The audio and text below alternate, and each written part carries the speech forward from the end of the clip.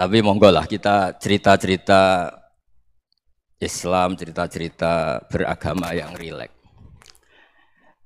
Kita semua tadi seperti yang dikatakan Kak Densus pernah disewani Mas Sufyan Sauri, juga beliau pernah ngaji. Sebetulnya dalam banyak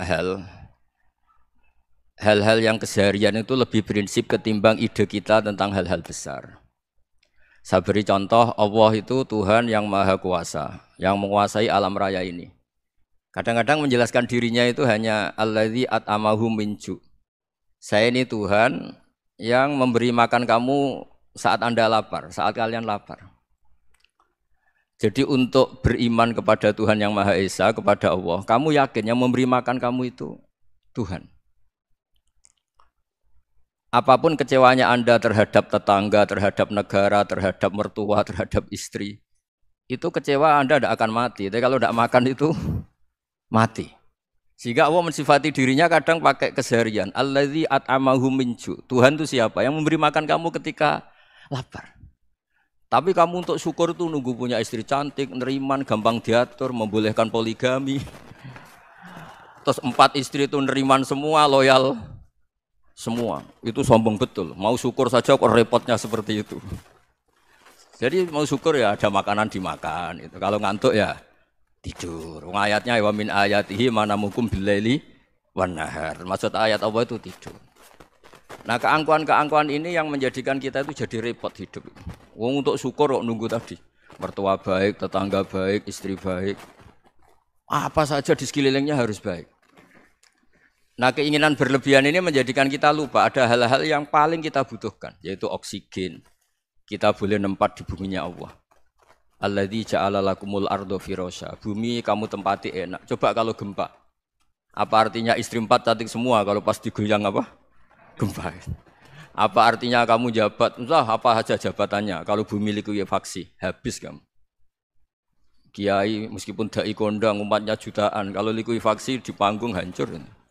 Tapi nikmat-nikmat yang disebut Allah seperti ini kita kaji keseharian. Alladzi ja'ala lakumul ardo mahda. Allah itu yang menjadikan bumi dalulan, yang mudah diinjak. Famshu fi mana biya, silahkan pakai jalan-jalan. Jadi saya termasuk benar-benar kiai Jawa. Kalau kerennya kiai Nusantara atau kiai Indonesia lah. Diajari bapak saya Kiai Haji Nur Salim, diajari Mbah Maimun. Itu Islam itu keseharian. Karena ketika Anda memilih hal-hal yang serius, itu tujuan utamanya nyari ridhonya Allah. Dan ridhonya Allah bisa kamu dapatkan sesuatu yang pasti benar. Misalnya dalam sebuah hadis Sahih Muslim disebutkan, Innallaha la yardha 'anil 'abdi idza akalal akla fayahmadahu 'alaiha aw yashraba syarba fayahmadahu 'alaiha. Itu redaksinya inna itu sesungguhnya. La yardha juga pakai lam taukid, juga maknanya sesungguhnya. Sungguh-sungguh Allah sangat ridho ketika seorang hamba itu makan ketika sesuap nasi dia muji Allah, ketika minum seteguk nasi dia muji Allah. Itu kalau orang diridhoni Allah itu wali betul.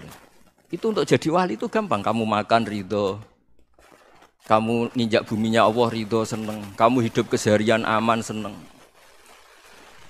Nah ini supaya sampean kita semua ngaji betapa panduan Rasulullah untuk menggapai ridho Allah itu banyak yang keseharian sekali. Saking kesehariannya banyak dalam hadis dan itu sahih. Nabi menyebut hal-hal yang keseharian. Hatta ma tas'alu fi fimra'atika. Kamu punya uang, kemudian istri kamu bisa makan, itu ibadah. Bahkan sebagian ibadah itu dicontohkan Nabi yang akhirnya diprotes sahabat. Yaitu wa fi buti ahadikum sedekah. Kamu menggauli istri kamu itu ya sedekah. Sampai sahabat bilang, yang benar ya Rasulullah. Ayati ahaduna syahwatahu wa huwa lahu ajrun. Masa urusan biologis, urusan syahwat kemudian dia dapat pahala. Nabi menjawab, alai salawadu aha fi haramin akana alaihi wisrun. Bagaimana kalau dia meletakkan ke yang tidak benar, itu kan dosa. Nah, hal-hal seperti ini yang saya ingin teman-teman semua lah, semua. Saya juga agak ingin ngaji demi Anda juga agak ingin. Itu dosa sekali ngaji kok pesanan kelompok tertentu itu enggak boleh. Islam itu untuk semua. Jadi ya cuma karena di depan saya jenengan ya seakan-akan jenengan korbannya. Itu ada ilmunya dalam usul fikih itu. Jadi orang itu harus ngaji usul fikih. nama yang disebut, mungkin Mas Sufyan masih ingat zaman ngaji usul fikih, nama yang disebut itu tidak jaminan sebagai prioritas perintah. Jadi misalnya gini, kebetulan yang di depan Nabi itu Abu Dzar, Nabi ya bilang, ya Abu Dzarin ini uhibbuka misalnya, atau ya Mu'ad ini uhibbuka, atau ya Abu Hurairah ini uhibbuka misalnya. Banyaklah riwayat yang Nabi nyebut ya Abu Dzarin, ya Mu'ad, ya Abu Hurairah. Kemudian misalnya Nabi meneruskan khitab, ini uhibbuka, saya mencintai kamu, fakul dubur sholatin, atau sebagian riwayat disebut fala tada'anna dubura kulli sholatin, Allahumma inni ala dzikrika wa syukrika wa husni ibadatik. Saya mencintai kamu, siapa saja, Mu'ad bisa, Abu Dzar bisa siapa. Saya mencintai kamu, mohon kalau habis sholat kamu jangan lupa wiridan Allahumma a'inni ala dzikrika wa syukrika wa husni ibadatik. Ya Allah, tolong kami permudah supaya mudah ingat engkau. Anda tidak bisa mentang-mentang, wong nama saya Parmin, nama saya Purnomo, itu yang diperintahkan Mu'ad misalnya. Jadi yang disebut satu, tapi khitab itu untuk siapa saja.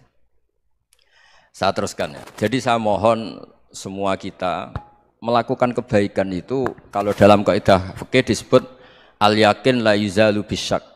Banyak kebaikan yang kebenarannya itu 100%. Tidak punya efek samping ke pihak lain, ke kelompok lain, ke komunitas lain.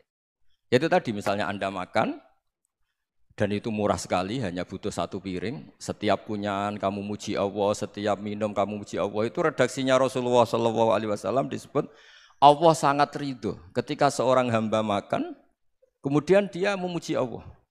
Atau minum, kemudian dia muji Allah. Logikanya gampang, negara seperti ini yang kamu harapkan bentuknya kayak apa, mertua, ipar, komunitas, tetangga. Itu nyata terjadi itu kan belum pasti. Sementara yang mesti terjadi adalah kamu butuh makan, kalau tidak mati. Butuh minum, kalau tidak mati. Butuh bumi yang nyaman ditempati, kalau tidak kita juga mati. Sebab itu Allah kalau menyebut nikmatnya itu hal-hal yang keseharian. Alladzi at'amahum min ju'. Allah itu siapa? Allah itu yang menciptakan kamu bisa makan. Tidak berlebihan, Allah itu yang menciptakan kondisi sosial itu ideal. Zaman Nabi itu ya ada orang munafik. Orang-orang pilihan Allah itu juga diuji orang sekelilingnya yang macam-macam. Semua diuji sesuai konteks zaman dan waktu. Nah, tapi ada ibadah-ibadah yang selalu disarankan Nabi. Sampai Nabi itu pernah ditanya, ayul Islam ya khairun ya Rasulullah, Islam terbaik itu gimana? Jawaban Nabi itu unik, it'amut to'am. Islam terbaik itu ya makan-makan, santai-santai. Ketika Allah menyebut beberapa kebaikan, falak tahamal aqobah, wa ma adrokan apa? Mal aqobah. Terusannya apa? Fakku raqobah. Terusannya apa? Au it'amun fi yaumin di masghubah. Ya itu acara makan-makan itu juga Islam. Kenapa? Ya bayangkan kalau tidak ada makanan, kita mati kan? Kondisi sosial tidak ideal itu Anda masih gak apa-apa. Tapi kalau Anda tidak makan, Anda tidak minum, kamu punya istri cerewet masih bisa hidup, punya mertua cerewet masih bisa hidup. Tapi kalau tidak makan bisa mati. Berarti penting mana istri sama makan? Penting mana? Makan. Semoga istri Anda dengar, nanti kamu disuruh makan tapi pulang deh. Itu kalau dibahasakan makan masih memahami. Penting mana nasi satu piring dengan istri. Enggak ada nasi mati, enggak ada istri belum mati. Penting mana? Enggak berani jawab kan? Nah, ternyata Anda ada garang kan di depan istri. Jadi saya mohonlah, mungkin Mas Sufyan Sauri tadi yang bisa bantulah. Teman-teman tuh ngaji yang keseharian saja.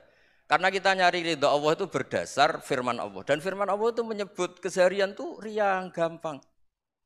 Yaitu tadi misalnya wa min ayatihi manamukum billaili wanar. Termasuk ayat-ayat Allah itu kamu tidur. Maka dulu itu ada guyonan, ada tokoh Mu'tazilah, kelompok dalam Islam yang berpikir manusia itu bisa menentukan ikhtiarnya sendiri. Karena saya bisa duduk, ingin berdiri, berdiri. Karena kelompok ini enggak terima kalau semua kehendak Allah, nanti bagaimana kalau semua kehendak Allah kok ada hisab ya, ada sanksi. Lucunya itu dia akhirnya ini cerita ya, mencintai seorang perempuan cantik sekali. Dan itu dia menjadi ahli sunnah itu oleh hal-hal yang sepele. Karena istrinya cantik, ya namanya suami istri itu hubungan intim. Terus ditanya, Mas, masih ingin lagi? Masih. Silahkan diulang lagi. Wah ya tidak bisa. Katanya manusia bisa menentukan yang inginkan. Itu tobat itu. Itu nggak bisa ditobatkan Mas Sufyan Ats-Tsauri. Orang cantik yang mudah nobatkan orang itu orang cantik. Segampang itu. Akhirnya kita tahu, makanya kalau dalam kitab Hikam itu disebut al-aqil mayakul madza yaf'alu wa hubi wal ghafil mayakul madza af'al. Orang yang punya akal karena sadar ini wilayah Allah, semua milik Tuhan. Itu dia tiap hari berpikir, besok Allah akan melakukan apa terhadap dunia ini. Kamu merencanakan sesuatu mau plesir, ternyata gempa. Mau wisata ke Rusia, ternyata perang. Kamu tidak pernah tahu apa yang akan terjadi besok. Wa ma tadri nafsum madza taksibu ghadan. Tapi anda semua kita ini sering punya jadwal permanen. Makanya saya kalau diundang siapa saja, isane takdir. Yang jelas Gus ini acara penting. Ya masih acara penting nak pangeran ngersakno apa piye? Kok ape dadi pangeran? Kamu kok mau jadi Tuhan? Itu kadang ya kiai. Penting Gus acara ini jenengan harus memastikan bisa. Loh kamu itu yang ngajarin tauhid, sesuatu itu biadillah kok bilang-bilang apa pasti. Kalau maksa terus tak tobatkan loh kamu kata saya itu. Ya kalau gitu Gus bilang insya Allah. Wah itu hati saya, fisik saya, roh saya sudah bilang insya Allah. Tidak usah kamu latih kata saya. Nah hal-hal tauhid keseharian itu gampang sebetulnya. Wal ghafil yaqulu madza af'al. Tapi orang yang lupa Allah dia setiap hari bilang besok apa? Kita bisa melakukan apa? Seakan-akan dia itu aktor, dia penting, dia subjek permanen, dia. Padahal kita ini hanya objek kehendak Allah Subhanahu wa taala. Karena kita yakin sesuatu yang terjadi di alam raya ini kita tidak bisa apa-apa. Makanya saya sering ngaji, sering bilang saya. Ketika Anda mensifati Allah, Dia yang menghidupkan. Sudah itu tanamkan sehingga ketika kita mati santai saja. Kenapa santai? Allah punya cara menghidupkan kita. Zaman kita hidup juga gak tahu caranya ngelola jantung, ngelola paru-paru. Kamu juga gak tahu ngelola oksigen yang tidak beracun, tidak mengandung polusi. Tahu-tahu hidup. Gak ingin tua ya tahu-tahu tua. Gak ingin mati tahu-tahu mati. Selama ini kita hidup juga gak tahu apa sebetulnya. Hanya gaya tok, punya jadwal, punya planning. Kalau kamu bisa menentukan pilihan Anda, pasti Anda istrinya cantik, 4 neriman semua, kona'ah semua. Nyatanya enggak kan? Ada 1 jelek, cerewet. Wah itu kan, nyatanya enggak bisa apa-apa Anda kan? Dan kamu bawa mati lagi. Nah, itu kan, istri Anda juga gitu, punya keinginan, punya suami yang ganteng, yang jabat, yang neriman, yang enggak poligami. Ya enggak kesampaian juga. Kalau kita ngitung tingkat kegagalan kita itu gagal terus. Ya kan? Nah, terus ingat Allah, madza yaf'alu wa hubi. Orang yang punya akal selalu berpikir Allah itu menghendaki apa terhadap saya. Loh sama-sama orang itu. Ngelihat orang yang serius, itu kata Anda itu pemikir berat, serius. Senang punya tokoh yang merengut karena kamu anggap serius. Tapi sebagian orang nganggap orang yang serius itu wong merengut, wong masam, wong muka kok ditekuk. Jadi sama itu hati ya muqallibal qulub tsabbit qalbi ala dini, karena kita enggak tahu cara berpikir kita tentang orang lain, tentang sekeliling kita. Misalnya kita orang baik yang jenis ngrumat fakir miskin. Ada orang bangun masjid mewah itu janggal. Apa artinya masjid mewah kalau banyak orang kelaparan? Tapi kalau yang jenis pendidikan apa artinya masjid mewah kalau enggak bisa ngaji? Nanti yang jenis infrastruktur apa artinya ini kalau semuanya punya sudut pandang yang berbeda-beda. Dan Islam mengapresiasi semua kebaikan. Tapi katakan semua kebaikan itu adalah kehendak Allah Subhanahu wa taala. Karena apapun baik Anda itu pakai fasilitas yang diberikan oleh Allah Subhanahu wa taala. Sehingga ini yang disebut qulillah tsumadarhum fi khawdihim yal'abun. Ya kembali tadi ke tema-tema bahwa keseharian Anda ini sudah Islami. Saat Anda tidak bisa melakukan apa saja. Saya sering ada jenazah, biasanya kalau tetangga meninggal saya sering disuruh ngelepas. Saya bilang orang ini baik, karena sering ngelamun di rumah, sering nganggur di rumah. Ditanya sama anaknya, kenapa Gus nganggur baik? Ya kalau dia nganggur artinya juga enggak berbuat sesuatu yang maksiat kan? Ya kan, orang nganggur di rumahnya ya enggak bunuh orang, enggak maling, enggak korupsi, ya namanya nganggur di rumah. Lah cuma istri cara pandang nganggur enggak menghasilkan uang itu. Tapi juga enggak menghasilkan kriminal kan? Jadi sebenarnya Islam itu makanya kalau sampean ngaji usul fikih itu ada kitab usul fikih namanya Lubul Usul, itu terkenal sekali di pesantren itu. Itu kalau ngapresiasi keseharian itu luar biasa. Izma min mubahin illa wa yatahaqqaqu bihi tarku haramimma. Karena keseharian yang mubah saat Anda lakukan itu ada kehebatan yang luar biasa, yaitu meninggalkan haram.